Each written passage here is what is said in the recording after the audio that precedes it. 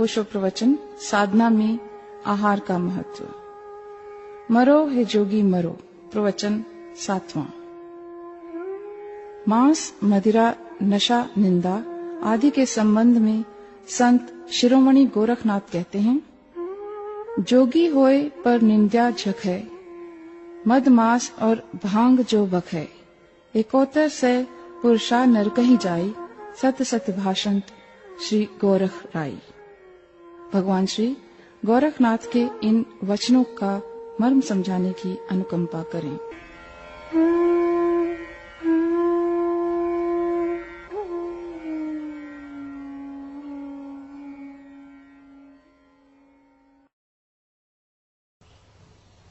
आज के सूत्र, जोगी होई पर निंदा झपे, मद मास अरु मांग जो भखे, एक उत्तर से पुरिसा नर कही जाई, सती सती भाषंत श्री गोरख राय। जोगी होई पर निंदा झके। कहते हैं योगी होकर पर की निंदा करोगे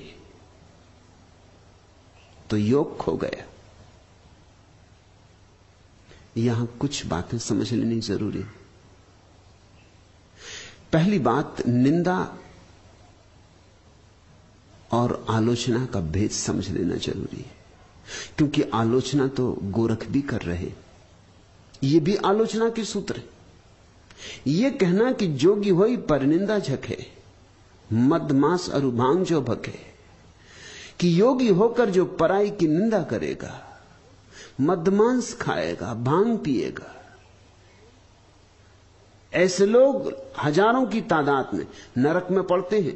71 से पुरुषा नर कही जाए, ऐसे लोग अनंत संख्या में नरक में पड़ जाते हैं।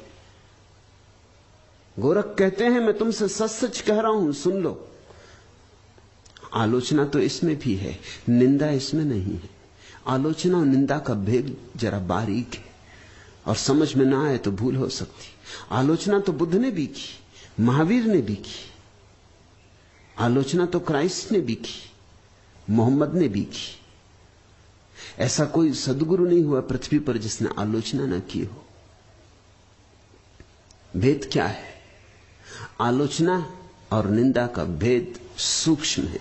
कभी कभी निंदा आलोचना जैसी मालूम हो सकती है, और कभी कभी आलोचना निंदा जैसी मालूम हो सकती है। बहुत करीब नाता रिश्ता है, उनका रूप रंग एक जैसा है, मगर उनकी आत्मा बड़ी भिन्न है। आलोचना होती है करुणा से, निंदा होती है घृणा से।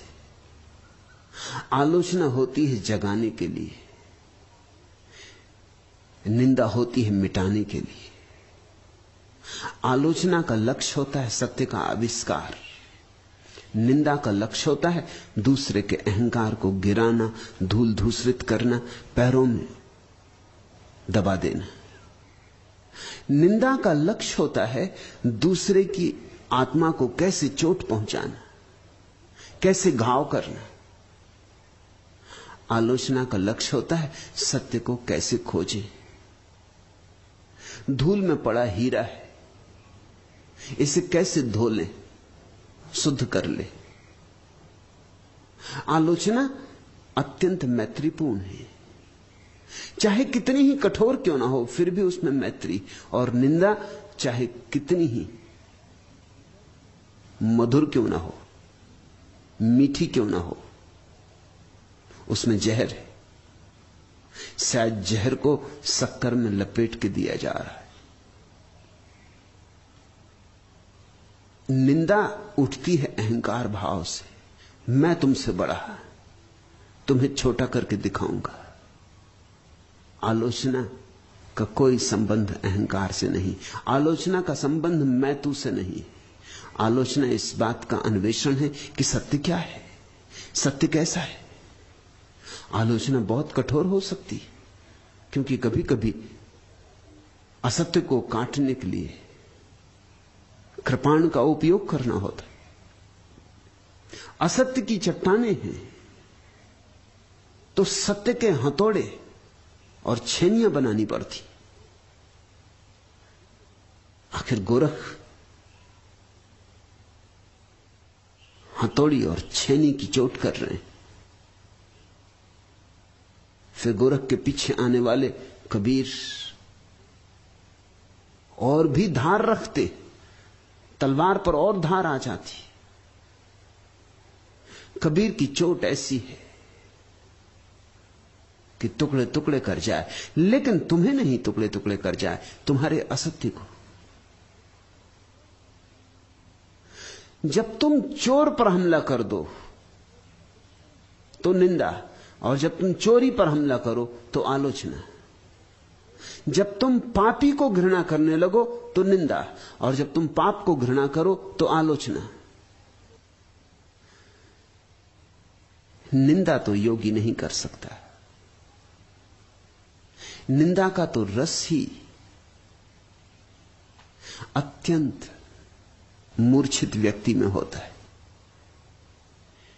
निंदा का मनोविज्ञान क्या है?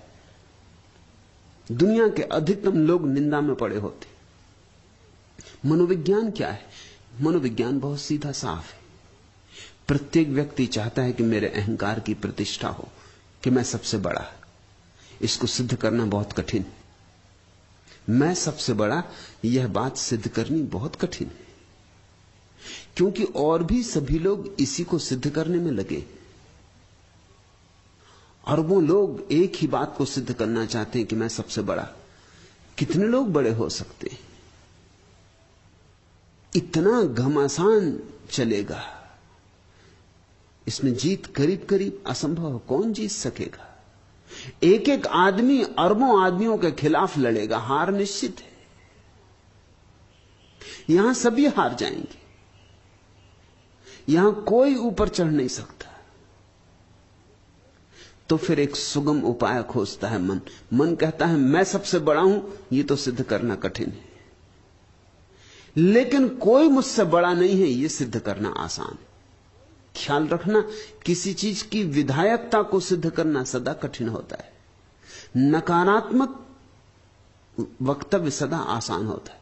जैसे अगर सिद्ध करना चाहो कि ईश्वर है तो बहुत कठिन बात है। जीवन को तपश्चर्या में अग्नि से गुजारना होगा, तब भी कब हो पाएगी ये सिद्धि कुछ पता नहीं। इस जन्म में, अगले जन्म में, जन्मों जन्मों में। लेकिन ईश्वर नहीं है यह सिद्ध करना हो तो अभी हो सकता है, इसमें कुछ अड़चन नहीं। जरा सी तर्क कुशलता चाहिए बस। नास्तिक होना कोई बड़ी कुशलता की, बुद्धिमानी की बात नहीं है। बुद्धू से बुद्धू आदमी नास्तिक हो सकता है। तुर्गनेव की प्रसिद्ध कथा है महामूर्ख। एक गांव में एक महामूर्ख था।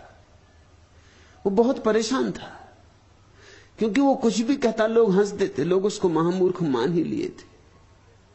वो कभी ठीक भी बात कहता तो भी लोग हंस देते। वो सुकड़ा सुकड़ा जीता था, बोलता तक नहीं था। ना बोले तो लोग हंसते थे, बोले तो लोग हंसते थे, कुछ करे तो लोग हंसते थे, ना करे तो लोग हंसते थे। उस गांव में एक फकीर आया। उस महामूर्ख ने रात उस फकीर के चरण पकड़े और कहा कि मुझे कुछ आशीर्वाद दो। मेरी जिंदगी क्या ऐसे ही बीत जाएगी सुकड़े सुकड़े? क्या मैं महामूर्ख की तरह ही मरूंगा? कोई उपाय नहीं है कि थोड़ी बुद्धि मुझ में आ जाए? उस फकीर ने कहा उपाय है, ये ले सूत्र, तू निंदा शुरू कर दे। उसने कहा निंदा से क्या होगा? फकीर ने कहा 7 दिन तू कर और फिर मेरे पास आना। उस महामूर्ख ने पूछा करना क्या है निंदा में? उस फकीर ने कहा कोई कुछ भी कहे, तू नकारात्मक वक्तव्य देना। जैसे कोई कहे कि देखो कितना सुंदर सूरज निकल रहा है, तू कहना इसमें क्या सुंदर है? सिद्ध करो, सुंदर कहां है? क्या सुंदर? रोज निकलता है, अरबों खरबों सालों से निकल रहा है, आंख का गोला है, सुंदर क्या है? कोई कहे कि देखो जीसस के वचन कितने प्यारे हैं, तू तत्क्षण टूट पड़ना कि क्या है इसमें प्यारा? कौन सी बात खूबी की है? कौन सी बात नई है? सदा से तो यही कहा गया है, सब पिटा पिटाया है, सब बासा है, सब उधार है, तू नकार ही करना। कोई सुंदर स्त्री को देख के कहे कितनी सुंदर स्त्री, तू कहना इसमें है क्या, जरा नाक लंबी हो गई तो हो क्या गया, कि रंग जरा सफेद हुआ तो हो क्या गया, सफेद तो कोढ़ी भी होते। सुंदर कहां है, सिद्ध करो। तू हर एक से प्रमाण मांगना और ख्याल रखना ये कि हमेशा नकार में रहना, उनको विधेय में डाल देना, तू नकार में रहना। 7 दिन बाद आ जाना। 7 दिन बाद तो जब आया महामूर्ख तो अकेला नहीं आया, उसके कई शिष्य हो गए थे। वो आगे आगे आ रहा था, फूल मालाएं उसके गले में डली थी, बैंड बाजी बज रहे थे। उसने फकीर से कहा कि तरकीब काम कर गई, गांव में एकदम सन्नाटा खिंच गया है, जहां निकल जाता हूं लोग से नीचा कर लेते। लोगों में खबर पहुंच गई है कि मैं महामेधावी, मेरे सामने कोई जीत नहीं सकता। अब आगे क्या करना है? अब आगे तू कुछ करना ही मत, बस तू इसी पर रुके रहना। अगर तेरे को मेधा बचानी, कभी विदेह में मत पड़ना। ईश्वर की कोई कहे तो तत्क्षण नास्तिकता प्रकट करना। जो भी कहा जाए तू हमेशा नकारात्मक वक्तव्य देना, तुझे कोई ना हरा सकेगा, क्योंकि नकारात्मक वक्तव्य को असिद्ध करना बहुत कठिन, विधायक वक्तव्य को सिद्ध करना बहुत कठिन। ईश्वर को स्वीकार करने के लिए बड़ी बुद्धिमत्ता चाहिए, बड़ी सूक्ष्म संवेदना चाहिए, हृदय का अत्यंत जागरूक रूप चाहिए, चैतन्य की निखरी हुई दशा चाहिए, भीतर थोड़ी रोशनी चाहिए। लेकिन ईश्वर को इंकार करने के लिए कुछ भी नहीं चाहिए, कोई अनिवार्यता नहीं है ईश्वर को इंकार करने के लिए। इसलिए लोग दुनिया में निंदा करते। निंदा का मनोविज्ञान सस्ता मनोविज्ञान, सुगम उपाय, इससे तुम्हारी प्रतिभा सिद्ध होती और इसमें कुछ खर्च पड़ता ही नहीं। हल्दी लगे न फिटकरी, रंग चोखा हो जाए, इसमें कुछ खर्च होते ही नहीं। इसे सीखने कहीं जाने की जरूरत नहीं, इसके लिए कोई सत्संग करना आवश्यक नहीं। इसलिए हर आदमी निंदा में कुशल है। तुम चारों तरफ लोगों को पाओगे निंदा रस लेते। पता नहीं जिन्होंने रसों की गणना की उन्होंने निंदा रस क्यों छोड़ दिया, क्योंकि और सब रस तो कोई कभी कभार लेता, निंदा रस तो लोग रोज लेते हैं, सुबह से सांझ तक।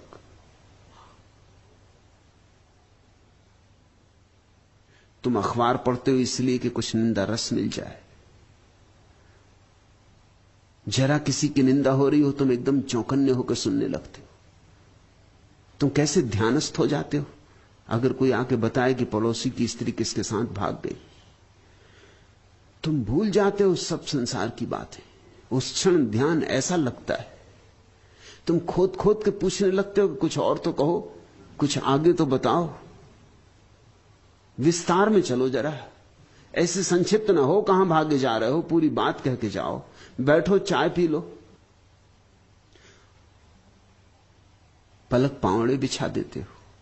जहां तुम्हें लगता है कि कुछ निंदा हो रही वहीं तुम्हें रस आता है। रस आता है क्योंकि दूसरा आदमी छोटा किया जा रहा है और उसके छोटे होने में एक भीतरी प्रतीति होती कि मैं बड़ा हूं।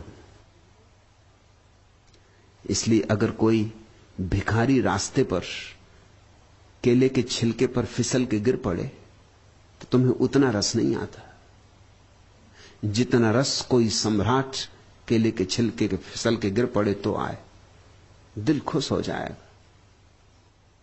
जिसको मुल्ला नसरुद्दीन कहता है दिल का गार्डन गार्डन हो जाना, बाग बाग हो जाने का उसने अनुवाद किया है। जब पहली दफा उसने मुझसे कहा मैं भी चौंका और मैंने उससे पूछा कि ये दिल का गार्डन गार्डन हो जाना क्या है। उसने कहा अरे बाग बाग हो जाना, ये उसका अंग्रेजी अनुवाद है। कोई बादशाह फिसल के गिर पड़े कैसा चित्त प्रसन्न होता है। इसलिए जब तुम्हें खबर मिल जाती कि कोई प्रधानमंत्री, कोई राष्ट्रपति किसी गलत काम को करते हुए पकड़ लिया गया है, तो कैसा निंदा का रस फैलता है। क्या प्रयोजन है? किसको लेना देना होना चाहिए? कोई प्रधानमंत्री अगर किसी स्त्री के प्रेम में पड़ गया, बस जैसे कि कोई बड़ी अनूठी बात हो गई। कितना रस फैलता है, कितने लोग उत्सुक हो जाते। ये सिर्फ एक बात बताई जा रही है, इसके भीतर सिर्फ एक बात की सूचना हो रही कि तुम प्रतीक्षा ही कर रहे थे कि जरा फंसो, कि जरा कहीं गिरो, कि जरा पैर फिसले तुम्हारा किसी केले के छिलके पर, तुम चारों खाने चित्त हो जाओ। ये दिल में तुम्हारे आकांक्षा ही थी।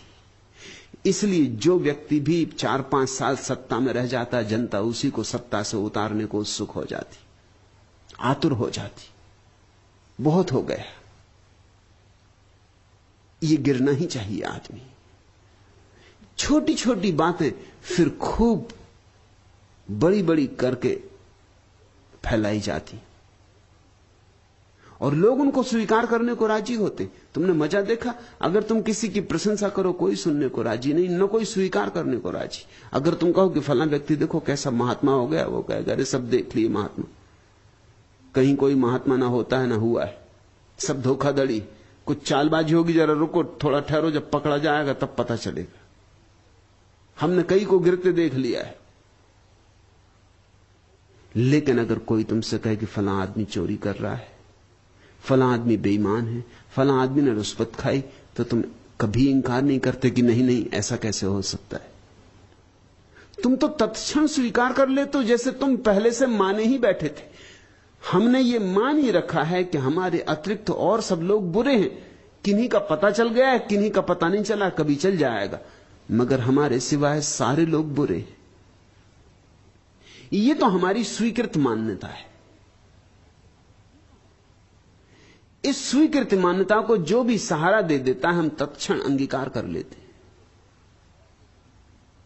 हालत हमारी ऐसी है, अगर कोई तुमसे कहे कि फला आदमी देखो कितनी प्यारी बांसुरी बजा रहा है, तुम कहोगे वो क्या खाक बांसुरी बजाएगा, चोर, लंपट, लुच्चा। जैसे कि लुच्चा, लंपट और चोर होने से बांसुरी बजाने में कोई बाधा पड़ती हो। लेकिन तुमने तत्क्षण निंदा कर दी, वो क्या खाक बांसुरी बजाएगा, उसकी बांसुरी में क्या रखा है। हम उसे भली बात जानते, हम उसके बाप दादों को भी जानते, वो क्या बांसुरी बजाएगा। लेकिन इससे उल्टी बात तुम्हें कभी सुनने में ना आएगी कि कोई कहे कि देखो वो आदमी चोर है, बेईमान है, लंपट है, और तुम कहो कि नहीं ये कैसे हो सकता है क्योंकि वो इतनी प्यारी बांसुरी बजाता है। नहीं नहीं, ये नहीं हो सकता, इतनी प्यारी बांसुरी बजाने वाला आदमी चोर होगा, लंपट होगा, ये कैसे हो सकता है। ऐसा तुम कभी ना कहोगे। ये तुम्हारे अहंकार के विपरीत है। जो तुम्हारे अहंकार को भरता है वह है निंदा। इसलिए प्रशंसा तो लोग बड़े बेमन से करते, बड़े बेमन से, मजबूरी में करते। कुछ लेना हो प्रशंसा करके तो करते, इसलिए ऊपर ऊपर प्रशंसा कर देते हैं, पीछे बदला लेते। अदालत में मुकदमा था, एक नेताजी ने अदालत में एक आदमी पर मानहानि का मुकदमा चलाया था, क्योंकि होटल में जहां की 50-60 लोग मौजूद थे, उस आदमी ने नेताजी को उल्लू का पट्टा कह दिया। स्वभावतः नेताजी क्रुद्ध हो गए, उल्लू का पट्टा, इसको मजा चखा के रहेंगे। मुल्ला नसरुद्दीन नेताजी के बगल में ही खड़ा था जब उल्लू का पट्टा उन्हें कहा गया, तो उन्होंने उससे कहा कि मुल्ला गवाही देनी होगी, तुम्हारे सामने कहा। तो उसने कहा बिल्कुल गवाही दूंगा, प्रत्यक्ष गवाह मैं हूं, मेरे सामने गाली दी गई है, मैं तुम्हारे बगल में खड़ा था। अदालत में गवाहियां हुई। मुल्ला नसरुद्दीन से पूछा मजिस्ट्रेट ने कि वहां 50 लोग थे, और जिस आदमी पर दोष लगाया गया है गाली देने का, वो आदमी कहता है कि मैंने किसी का नाम लेकर नहीं कहा, हां मैंने उल्लू का पट्टा शब्द उपयोग किया था, मगर वहां 50-60 लोग थे। नेताजी को मैंने लक्ष्य करके ये नहीं कहा है। तुम्हारे पास क्या सबूत है? नसरुद्दीन के नेताजी को ही लक्ष्य करके, नसरुद्दीन ने कहा मैं मानता हूं वहां 50-60 लोग थे, लेकिन उल्लू का पट्टा वहां सिवाय नेताजी के और कोई था ही नहीं।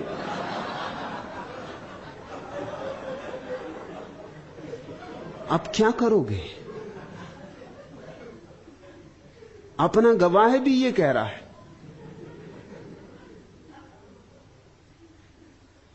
तुम चाहते हो जो सत्ता में है, शक्ति में, पद में है, प्रतिष्ठा में, जिनके पास धन है, वो चारों खानों गिरे। इससे तुम्हारे दिल को बड़ी राहत होगी। दुनिया में जब कभी किसी का पतन होता है, लोगों के चित्त को बड़ी राहत मिलती, बड़ा हल्कापन आ जाता है। लोग प्रतीक्षा करते हैं इसकी कि किसी का चरित्र भ्रष्ट हो जाए। इस पर बहुत दारमदार है उनकी। चरित्र तो बनाना मुश्किल है, अपने जीवन को तो गरिमा देना मुश्किल है, महिमा देना मुश्किल है, मगर किसी की महिमा छिन जाए तो उसको बढ़ा चढ़ा के चर्चा करना तो आसान है। जितनी उसकी तुम चर्चा करते हो बुराई की, उतने ही तुम भीतर अच्छे होते जाते हो। यह निंदा का मनोविज्ञान है, यह अहंकार की छाया है और अहंकार का पोषण भी। मगर इसका अर्थ यह नहीं है कि मैं तुमसे कह रहा हूं तुम अंधे की तरह जीना, या गोरख तुमसे कह रहे हैं तुम अंधे की तरह जीना, जहां तुम गलत देखो वहां चुप रह जाना। ये मैं नहीं कह रहा हूं, न गोरख कह रहे हैं। क्योंकि अगर गोरख ये कहते तो जो उन्होंने कहा ये भी नहीं कह सकते थे। इस बात को ख्याल में ले लो, ये भी तो गलत देखा ना। ये देखा कि योगी और निंदा कर रहे हैं, कि योगी और मद मांस और भांग पी रहे हैं, तो कहा कि नरक में पड़ोगे। इसको तुम निंदा मत समझना, इसमें निंदा कुछ भी नहीं है, इसमें सहज करुणा है, इसमें सहज सद्भाव है। उन्हें नीचे दिखाने का प्रयोजन नहीं है। सच में तो उन्हें ऊपर उठाने की आकांक्षा है, उन्हें जगाने की आकांक्षा है। कभी कभी जगाने वाला भी दुश्मन मालूम पड़ता है। कभी कभी तो ऐसा हो जाता, तुम किसी से कह देते हो भाई सुबह मुझे उठा देना, ट्रेन पकड़नी 4 बजे की, और तुम तो 3 बजे उठते ही हो ब्रह्म मुहूर्त में, मुझे उठा देना। वो आदमी तुम्हें 3 बजे उठाने आया, तुम मन ही मन में गाली देते हो उस आदमी को जिसको तुमने ही कहा है कि 3 बजे उठा देना, कि ये बदतमीज आ गया, कि इस हरामजादे को आज ही सूझा कि हमने कह दिया था, गलती हो गई, मगर कोई गलती को मान के करने की जरूरत ही थोड़ी थी, कि ये दुष्ट कहां टले। और अगर वो तुम्हें खींच के उठाने लगे, झगड़ा भी हो सकता है। जर्मनी का प्रसिद्ध विचारक हुआ इमैनुअल कांट, उसने एक नौकर रख छोड़ा था। उसको सुबह उठने में बड़ी अड़चन होती थी। नौकर का कुल काम इतना था कि चाहे मारपीट हो जाए मगर उठा दे। तो मारपीट होती थी, ये इसके लिए नौकर ही रखा हुआ था। कई नौकर छोड़ के चले जाते थे कि ये क्या मामला है, पर वो कहता कि तुम्हें रखे ही इसीलिए, तुम फिक्र ही मत करना। मैं तुमसे ये तो नहीं कहता कि मैं मारूं तो तुम मत मारना, तुम भी मारना, मगर मुझे उठा के रहना। भिन्न भिन्न तरह के लोग हैं। अभी तो पश्चिम में इस तरह के विद्युत के कंबल बन गए जिनमें तुम अलार्म भर दो, घड़ी भी लगी रहती, और सुबह ठीक 5 बजे बिजली का शाख। जो नहीं उठ सकते उनके लिए इंतजाम करना पड़ेगा। लगा एक शाख और छलांग लगा के तुम बाहर हुए, क्योंकि साधारण अलार्म काम नहीं करते। लोग उनको बंद कर देते, घड़ी पटक देते, खुद की घड़ी, फिर बाद में पछताते हैं कि फूट गई है, 50 रुपए का नुकसान हो गया।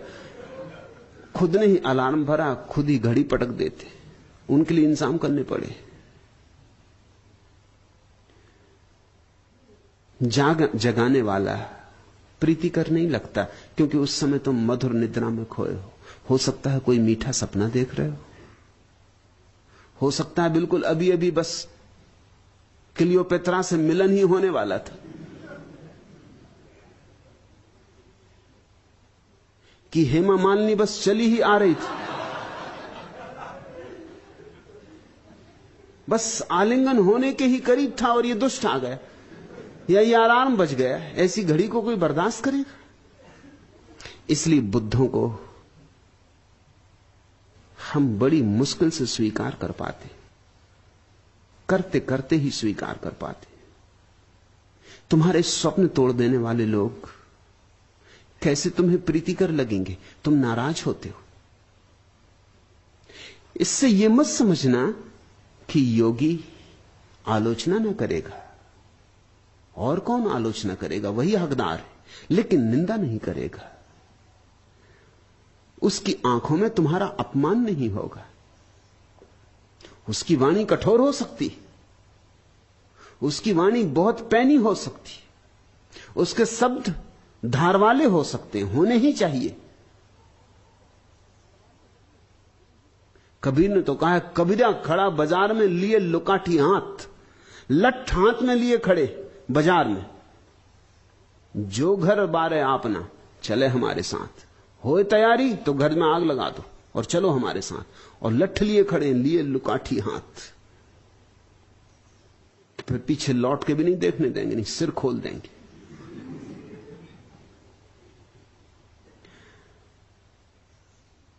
योगी कठोर हो सकता है, लेकिन कठोर होता है तुम्हारे दुर्गुण पर, तुम पर नहीं। तुम पर तो उसकी बड़ी अनुकंपा है, बड़ा प्रेम है। इसलिए कभी कभी अड़चन हो सकती है, कभी कभी तुम्हें भ्रांति हो सकती है, पर साफ साफ भेद समझ लेना। जोगी होई पर निंदा झके, योगी होकर और दूसरे की निंदा करोगे। मद मांस अरु भांग जो भके, और अभी भी तुमसे मांस नहीं छूटा, मदिरा नहीं छूटी, और अभी भी तुम भांग और गांजा जैसे मादक पदार्थों में डूबते हो। एक बात ख्याल रखना, जो जागे हैं वो तुम्हारे शराब या मांस मदिरा के विपरीत किन्हीं और कारणों से हैं। तुम भी इनके विपरीत होते हो, लेकिन तुम्हारे कारण भिन्न। तुम कहते हो मदिरा मत पीना क्योंकि व्यर्थ पैसे की हानि होती, स्वास्थ्य खराब होता है, पत्नी बच्चे भूखे मरेंगे, इसलिए मत पीना। ये कोई कारण ज्यादा देर तक साथ देने वाले नहीं। समझो कि तुम्हारे पास काफी सुविधा है और तुम्हारे मांस मदिरा पीने से, खाने से बच्चे पत्नी भूखे नहीं मर जाएंगे, तो फिर क्या अड़चन है? तो ये शिक्षा गरीबों के लिए होगी, अमीरों के लिए नहीं। उनके लिए कोई अड़चन नहीं होनी चाहिए।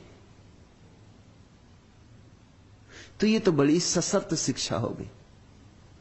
ये शिक्षा कहती है कि शरीर खराब हो जाएगा, लेकिन शरीर तो खराब हो ही जाता है, दिन दो दिन पहले के दिन दो दिन बाद। इसका क्या मूल्य है? 70 साल में मरे कि 80 साल में मरे? अच्छा तो यही कि 70 साल में मर गए, 10 साल के लिए दूसरे को जगह खाली करके, दुनिया में जगह वैसे ही कम, भीड़ बढ़ती जाती, हाथ हिलाने की जगह नहीं रह गई। तुम जितनी जल्दी विदा हो जाओ उतना अच्छा। तो 10 साल ज्यादा जी गए, इससे कुछ दुनिया का हित नहीं है, न मनुष्य जाति का कोई कल्याण। फिर 10 साल पहले मरे कि 10 साल बाद मरे, फर्क क्या पड़ता है? 10 साल और रह जाते, कुछ लोगों को और चूसते, कुछ और धन इकट्ठा करते, तिजोरी में कुछ और भरते, लोग तुमसे और परेशान होते, और क्या होता? और तुम्हारी जिंदगी थी ही क्या? कोई तुक तो था नहीं, कोई संगति थी नहीं, कोई संगीत था नहीं। लंबा जी के भी क्या करोगे? ये तर्क कोई काम नहीं आने वाले, और फिर ये तर्क सही भी नहीं, क्योंकि शराब पीने वाले भी लंबे जीते देखे जाते। शराबी जल्दी नहीं मरते, अगर जल्दी मरना और देर से मरना यही प्रमाणिक हो तो बड़ी अड़चन हो जाएगी। शंकराचार्य 33 साल में मर गए। इसका क्या यह अर्थ होगा कि धर्म से सावधान? विवेकानंद 34 साल में मर गए। इसका क्या अर्थ होगा? इसका अर्थ यह होगा कि भाई बचना, धर्म इत्यादि में मत लगना। देखी विवेकानंद की क्या गति हुई, देखा शंकराचार्य बेचारे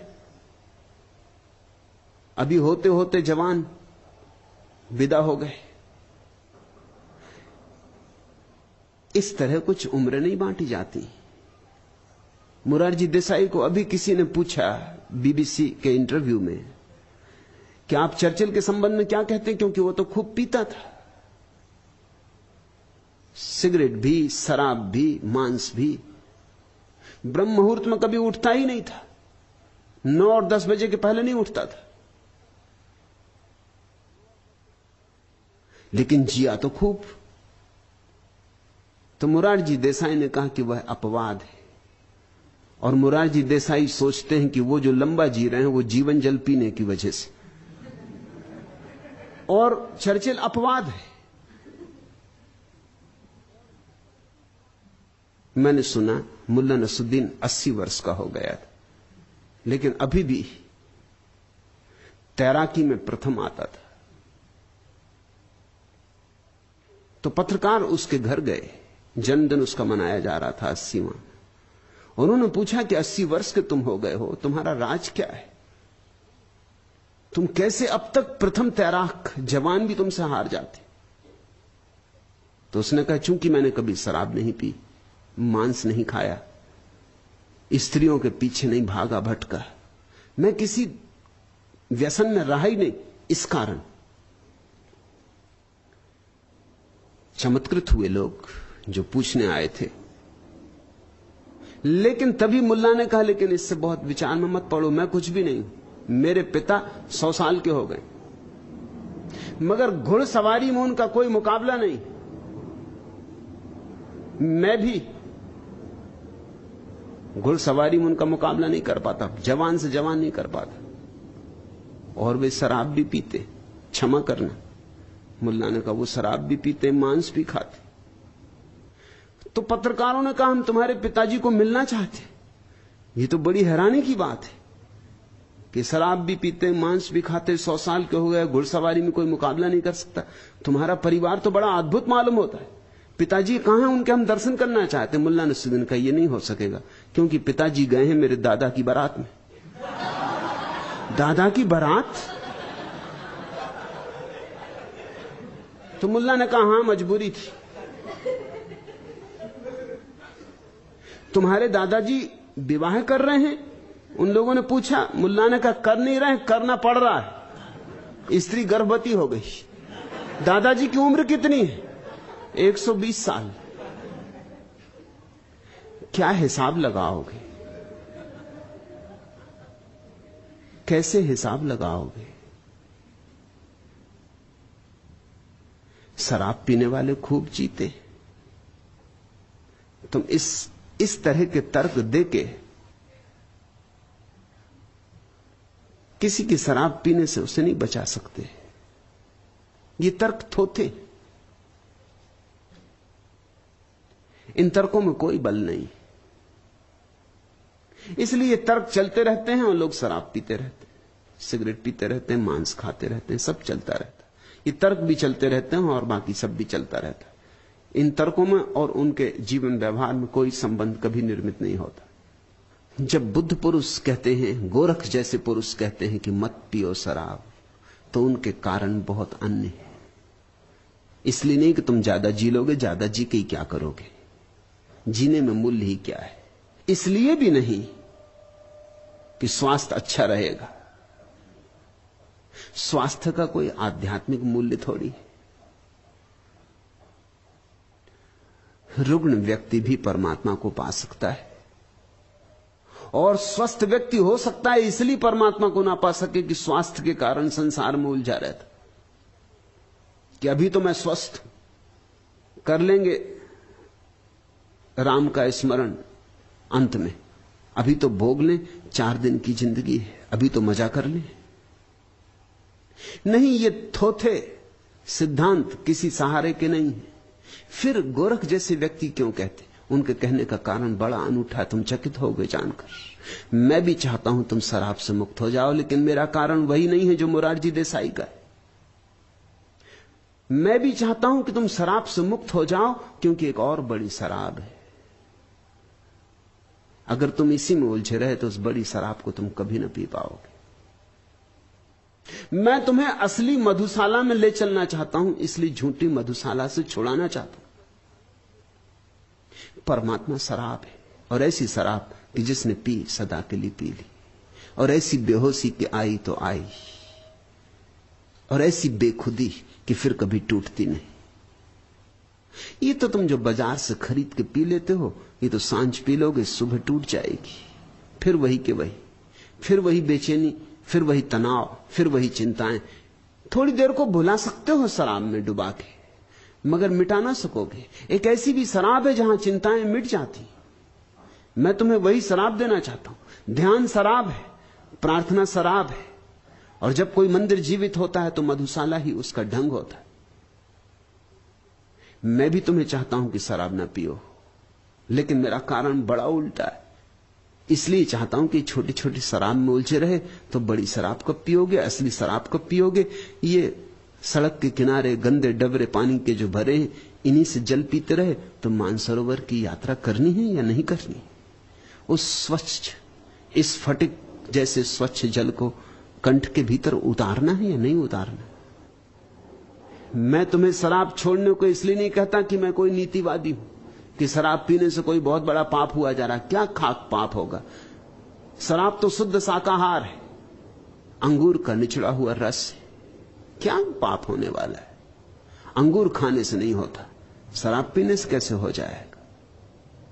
शराब पीने से तुम नरक में नहीं पड़ जाओगे, लेकिन हां, शराब पीने से तुम्हें स्वर्ग की शराब नहीं मिल पाएगी, उससे तुम वंचित रह जाओ। मैं चाहता हूं कि तुम्हारे हाथ से कंकड़ पत्थर छूट जाएं, क्योंकि हीरों की खदान मौजूद है। तुम क्यों कंकड़ पत्थर से अपनी झोली भरते हो? मोरारजी देसाई और मेरे वक्तव्य में जमीन आसमान का भेद। उनकी दुश्मनी है तुम्हारे कंकड़ पत्थरों से। वो कहते हैं छोड़ो कंकड़ पत्थर, कंकड़ पत्थर बुरे। मैं कहता हूं कंकड़ पत्थर से मेरी कोई दुश्मनी नहीं, मगर हीरे जवाहरात है। तुम्हारी झोली कंकड़ पत्थर से भरी रही तो हीरे जवाहरात ऐसे ही पड़े रह जाएंगे, जिनको पा लेने का तुम्हें हक था, जो तुम्हें पाने ही चाहिए थे, जिनको बिना पाए तुम्हारी नियति कभी पूर्ण नहीं होगी। भेद ख्याल कर लेना, भेद बहुत बुनियादी। मैं भी तुमसे कहता हूं मांस छोड़ो, लेकिन इसलिए नहीं कि मांस खाओगे तो नरक जाओगे, इसलिए नहीं कि मांस खाओगे तो हिंसा हो जाएगी। इन सब छोटी बातों से मुझे कोई प्रयोजन नहीं है, क्योंकि अगर मांस खाने वाले सारे लोग नरक जाते तो जीसस नरक में होंगे, रामकृष्ण परमहंस भी नरक में होंगे, क्योंकि बंगाली का बिना मछली के चले, मछली भात के बिना चल ही नहीं सकता। रामकृष्ण परमहंस मछली तो खाते ही रहे, नरक में होंगे। ये छोटी छोटी बातें, इनका कोई मूल्य नहीं है, मगर इतना जरूर इनसे सिद्ध होता है कि रामकृष्ण परमहंस की संवेदना जितनी गहन हो सकती थी उतनी ना हो पाई होगी। थोड़ा सा पर्दा रह गया। हृदय जितना प्रेमपूर्ण होना चाहिए था ना हो पाया होगा। थोड़ी कालिख रह गई। नरक में पड़ गए ऐसा नहीं, मगर एक और सौंदर्य का अनुभव हो सकता था जिससे वंचित रह गए। जीसस नरक जाएंगे ऐसा नहीं, लेकिन जीवन के समझने में थोड़ी सी चूक रह गई, एक कांटा रह गया। वह कांटा भी निकल सकता था, निकल ही जाना चाहिए था। और मुझे लगता है कि जीसस अगर थोड़े ज्यादा दिन जिंदा रह गए होते, जवान मर गए, मार डाले गए, तो शायद कांटा निकल जाता। अभी उम्र कम थी और सारे लोग मांसाहारी थे जिनके बीच वो पैदा हुए थे। थोड़ी उम्र पकती, थोड़ा बोध गहन होता, थोड़े परमात्मा का साक्षात्कार और सघन होता, तो निश्चित ही मांसाहार छूट जाता। क्योंकि अंतिम अवस्था में जिसे सब तरफ परमात्मा दिखाई पड़ने लगा, वह अपने भोजन के लिए किसी के जीवन की हत्या करेगा, यह सोचना असंभव है। तो मैं इसलिए नहीं कहता कि मांसाहार पाप है कि इस पाप के परिणाम में तुम्हें नरक भुगतना होगा, बल्कि इसलिए कहता हूं कि मांसाहार तुम्हारी संवेदनशीलता को कम करता है, तुम्हारी संवेदनशीलता की सूक्ष्मता छिन जाती। तुम्हारे भीतर से जितना शुद्ध संगीत पैदा हो सकता है नहीं हो सकेगा।